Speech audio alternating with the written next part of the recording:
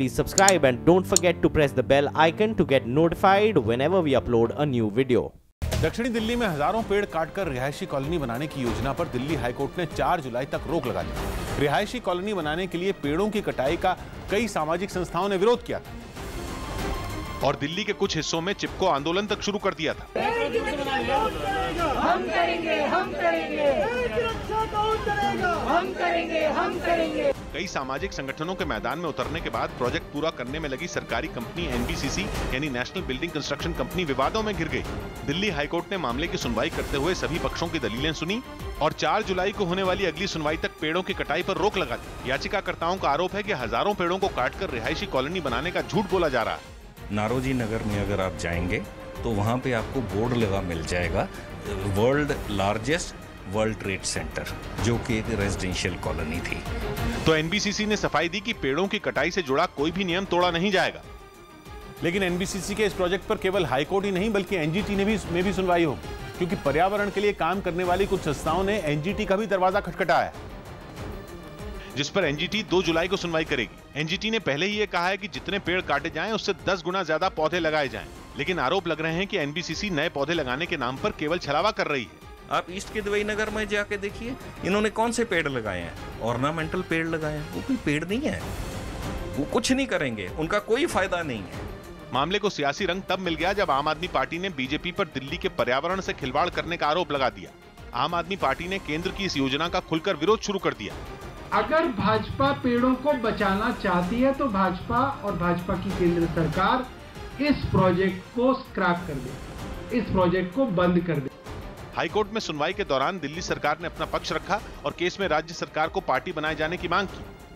NBCC को दिल्ली की 7 अलग अलग जगहों पर पुनर्विकास का काम करना है। दावा किया जा रहा है कि यहां सरकारी अफसरों के लिए घर बनाए जाएंगे, लेकिन इसके लिए दक्षिणी दिल्ली में करीब 16,500 पेड़ काटे जाने।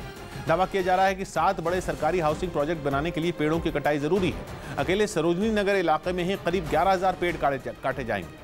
नारोजी नगर में 1465 पेड़ों को काटने की योजना है। नेताजी नगर में 3033 पेड़ काटकर ऊंची इमारतों के लिए जमीन खाली कराई जाएगी, जबकि दिल्ली के कस्तूरबा नगर में 520 पेड़ों को काटा जाना है और मोहम्मदपुर में 447 पेड़ों को काटे जाने की योजना है।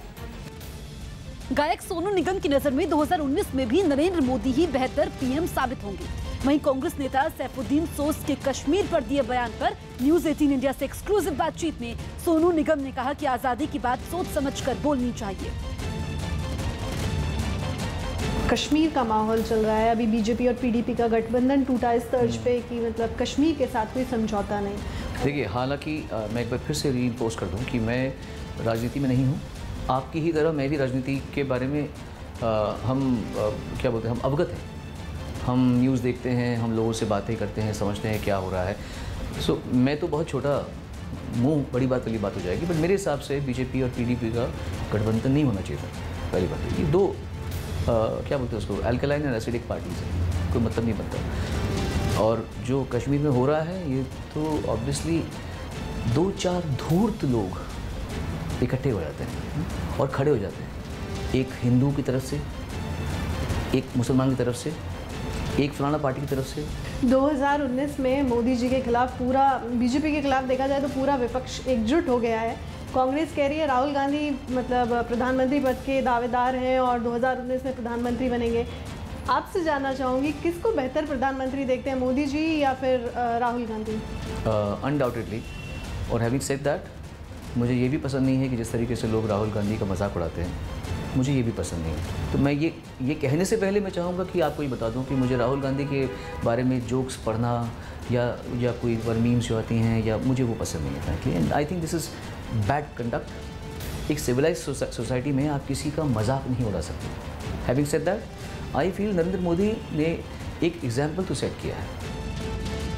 राजस्थान के जयपुर में बीजेपी का एक कार्यकर्ता अपने मोबाइल फोन पर कांग्रेस की ओर से आया एक मैसेज दिखाने लगा। ये कार्यकर्ता बीजेपी के उन कार्यकर्ताओं में शामिल हैं जिनका आरोप है कि कांग्रेस के प्रोजेक्ट शक्ति के तहत सदस्यता अभियान से जोड़ने के लिए उनको ये मैसेज भेजा गया।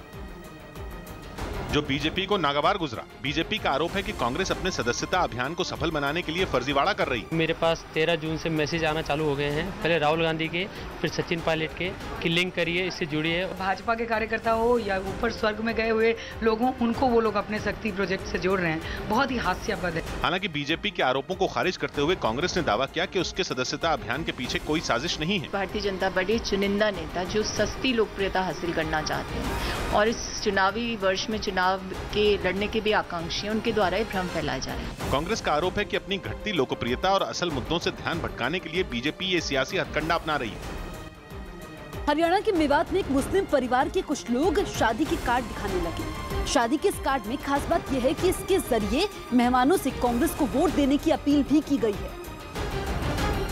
और यही वजह है कि शादी के इस कार्ड की इलाके में खूब चर्चा है। मेवात के रहने वाले जियाउल हक की शादी राजस्थान के अलवर में होने वाली है, जहां विधानसभा चुनाव की सरगर्मी तेज है। जियाउल हक का परिवार कांग्रेस का समर्थक है और दुल्हा खुद कांग्रेस का कार्यकर्ता है, इसलिए मौका देखते हुए उसने अपनी शादी के कार्ड पर कांग्रेस के लिए वोट देने की अपील कर दी। और उसके बाद जियाउल हक के दोस्तों ने कार्ड को सोशल मीडिया पर वायरल भी कर दिया। करीबियों ने तो दुल्हे का साथ दिया, लेकिन शादी के कार्ड का सियासी इस्तेमाल कई लोगों को चुभ गया। कार्ड वायरल हुआ है, इससे मेरे पास काफी फोन आए हैं, मुझे धमकाने के भी फोन आए, मुझे सपोर्ट भी मिला है।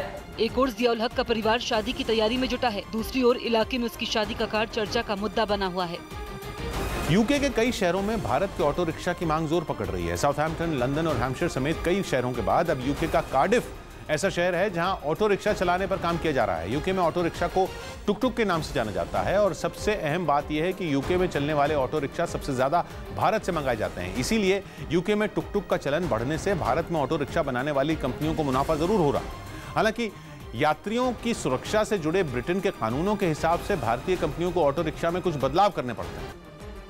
राजस्थान के कोटा में निजी बिजली कंपनी के अधिकारियों को विधायक संदीप शर्मा मुस्कुराने का अंजाम भुगतने की धमकी देने लगे। विधायक ने ये धमकी तब दी जब बिजली व्यवस्था में सुधार के लिए कोटा के सांसद ने बिजली कंपनी के अधिकारियों के साथ बैठक की, जिसमें विधायक संदीप शर्मा भी शामिल हुए, जो बैठक के समय ही अधिकारियों पर पूरी तरह से बरस पड़े। अरे मुस्कुराना तो जानते नहीं हो, अभी वो हाल कर देंगे, भूल जाओगे। विधायक ने कंपनी के दफ्तरों में ताला लगाने की धमकी भी दी। जो ऑफिस खोल रखे ना, इनमें ताले लगा के वापस कलकत्ता चल जाओगे। या आखिरी अल्टीमेटम। पार्षद नरेंद्र हाडा एक कदम आगे निकले और भरी बैठक में अधिकारियों को गाली तक देने लगे। अधिकारियों के साथ पार्षद और विधायक ने ये बर्ताव सांसद ओम बिरला की मौजूदगी में किया, जिन्होंने बिजली कंपनी पर काम करने के बजाय अंधाधुंध कमाई करने का आरोप लगाया। उपभोक्ताओं से लूट मचाओ और धन कमाने के लाओ, ये मकसद सरकार का नहीं। ये सभी बिजली की कटौती और स्मार्ट मीटर लगाने की बिजली कंपनी की कोशिश से खफा थे। बिजली सप्लाई से जुड़ी ऐसी तमाम समस्याओं को दूर करने के लिए कंपनी को 15 दिन का वक्त देने के बाद ये बैठक खत्म हो गई। संसद में मॉनसून सत्र 18 जुलाई से शुरू होगा। संसद का मॉनसून सत्र अगले महीने 18 जुलाई से शुरू होकर 10 अगस्त तक चलेगा। बिहार के पूर्व मुख्यमंत्री और हिंदुस्तानी आवाम मोर्चा के अध्यक्ष जीतन राम मांझी ने सीएम नीतीश कुमार को महागठबंधन में शामिल होने का न्योता दिया। दिल्ली में राष्ट्रपति भवन में सेशेल्स के राष्ट्रपति डेनी फावरे के स्वागत समारोह के दौरान गर्मी की वजह से गिरे एयरफोर्स के एक जवान का पीएम नरेंद्र मोदी ने हालचाल लिया। दिल्ली के नरेला में एक बच्ची के रेप के आरोप में पुलिस ने एक नाबालिग लड़के को पकड़ लिया। हरियाणा के सोनीपत में भ्रष्टाचार का इल्जाम लगाते हुए आरटीआई अर्जी डालने वाले एक आदमी के सहयोगी की गोली मारकर हत्या करने का आरोप गांव के ही प्रधान पर लगा। वियतनाम में भारी बारिश की वजह से आई बाढ़ में 7 लोगों की मौत हो गई, जबकि 12 से ज्यादा लोग लापता हो गए। यूपी के शाहजहांपुर में एक ट्रक के नीचे दबने से एक लड़के की मौत के बाद गांव वालों ने नेशनल हाईवे 24 पर जाम लगाकर प्रदर्शन किया। यूपी के मथुरा में एसटीएफ और शिक्षा विभाग के अधिकारियों की एक टीम ने बेसिक शिक्षक अधिकारी के दफ्तर पहुंचकर शिक्षक भर्ती घोटाले के आरोपों पर कुछ टीचर से पूछताछ की और इससे जुड़े कागजात खंगाले। यूपी के कानपुर में कुछ व्यापारियों ने लोगों को फूल देकर पौधे लगाने और प्रदूषण रोकने के लिए गाड़ियों का कम इस्तेमाल करने की अपील की। दक्षिणी दिल्ली के असोला फार्म में टेंट पंडाल के एक गोदाम में भीषण आग लग गई। आग इतनी भयंकर थी कि उसे बुझाने के लिए दमकल के 28 गाड़ियों को लगाना पड़ा। हालांकि इस हादसे में किसी के घायल होने की खबर नहीं है, लेकिन गोदाम में रखे लाखों का सामान जलकर राख हो गया।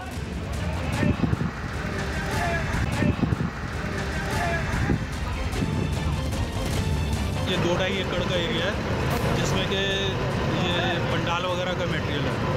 अभी अंडर कंट्रोल है, कूलिंग चल रहा है। सर फायर की गाड़ी कितने आए थे? 20 के करीब। तो सर कोई इंजर्ड भी है सर? नहीं अभी। इथियोपिया की राजधानी एडिस अबाबा में वहां के प्रधानमंत्री के लिए आयोजित की गई एक रैली में धमाका हो गया। प्रधानमंत्री को निशाना बनाकर ग्रेनेड से किए गए इस हमले में 2 लोगों की मौत हो गई, जबकि 100 से ज्यादा लोग घायल हो गए। जो वहां प्रधानमंत्री अबी अहमद के लिए आयोजित रैली में शामिल होने पहुंचे थे।